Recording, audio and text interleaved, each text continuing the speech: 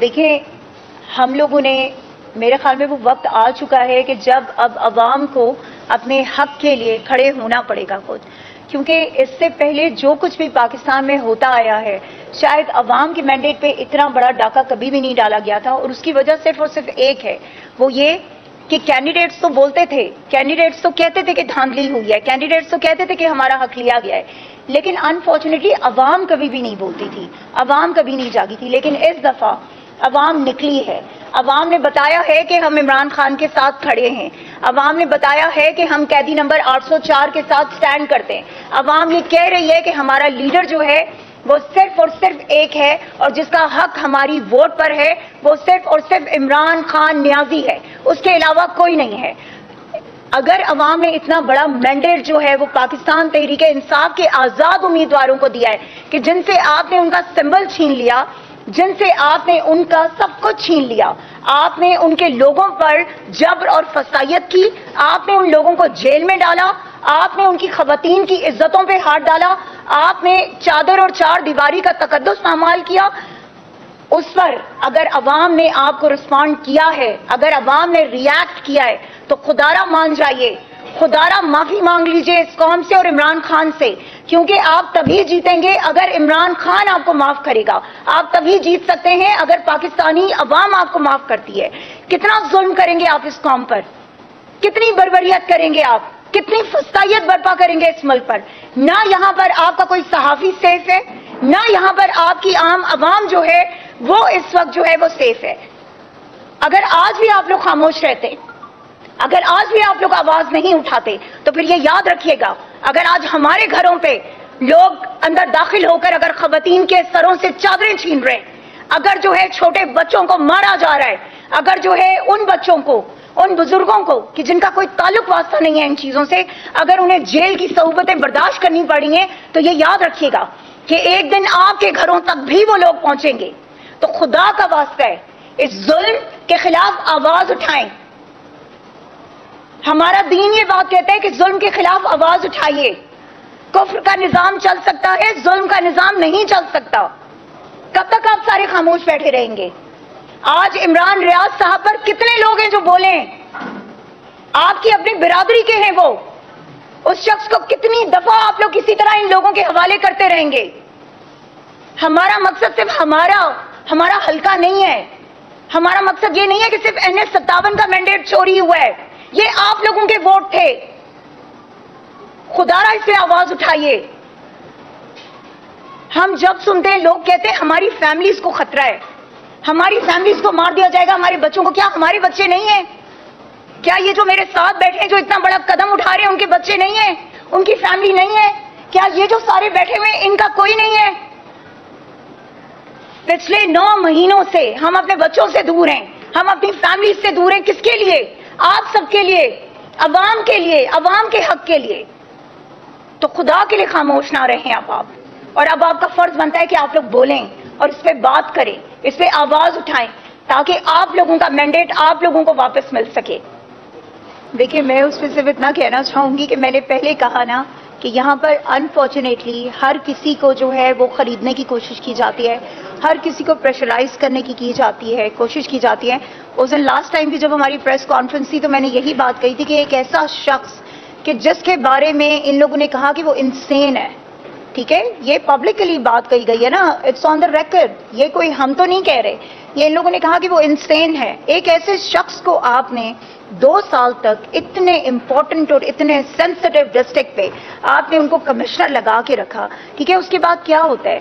جس دن وہ شخص بیان، اس سے ایک دن پہلے وہ شخص جو ہے وہ واٹر کو لے کر، ٹھیک ہے، پانی کو لے کر وہ حنیف عباسی صاحب کے ساتھ بیٹھ کر وہ جو ہے میٹنگ کر رہے ہیں، لیکن دوسرے ہی دن جب ان کے ضمیر نے ان کو جھنجھوڑا، انہوں نے بات کی، انہوں نے بتایا کہ عوام کے مینڈیٹ کو کیسے چرایا گیا ہے، تو کیا ہوا؟ فوراً سے پہلے ویگو ڈالا آ جاتا ہے، ان کو اٹھا لیا جاتا ہے، وہ غائب ہو جاتے ہیں۔ اس کے بعد ان کا بیان کل رات کو آتا ہے جس میں یہ کہا جاتا ہے کہ جناب مجھ سے جو ہے وہ زبردستی یہ بیان لیا گیا، مجھے فلاں نے کہا تو یہ کیا گیا۔ مجھے ایک بات بتائیے، میرا یہ سوال ہے سب سے، ہمیشہ پاکستان میں ہی ایسا کیوں ہوتا ہے کہ جس وقت آپ کو اٹھا لیا جاتا ہے تو اٹھانے سے پہلے آپ کا بیان کچھ اور ہوتا ہے، جب آپ کو اٹھا لیا جاتا ہے اس کے بعد آپ کا بیان تبدیل ہو جاتا ہے. تو مطلب یہ ہے نا کہ جو بات میں کہہ رہی ہوں پھر وہ تو ایگزسٹ کرتی ہے نا کہ آپ کو پریشرائز کیا جاتا ہے. انفارچونیٹلی آپ سے زبردستی بیانات دلوائے جاتے ہیں، بالکل اسی طریقے سے جیسے عمران خان کے لوگوں کو اٹھا کر ڈالوں میں لے جایا جاتا تھا، ان کو اغوا کر لیا جاتا تھا، اور اغوا برائے بیان بہت ٹرینڈ چلا ہے یہ. تو بالکل ایگزیکٹلی وہی چیز ہوئی ہے جی. کمشنر صاحب نے تو اپنا بیان دے دیا تھا. اچھا دیکھیں، میں ٹیکا بھائی پہلے thank you so much for coming.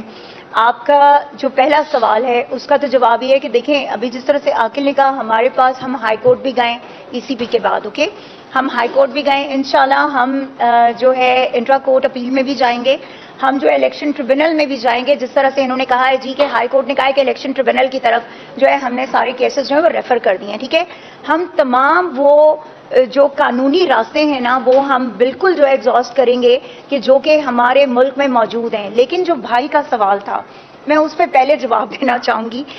یقین کریں بھائی، جنگل کا قانون ہے، بنانا ریپبلک سے بھی آگے ہے.